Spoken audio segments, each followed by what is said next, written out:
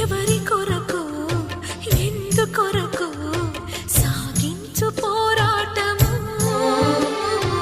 ఇల్లు విడిచి పల్లె విడిచి ఎన్నాళ్ళు ఈ నరకము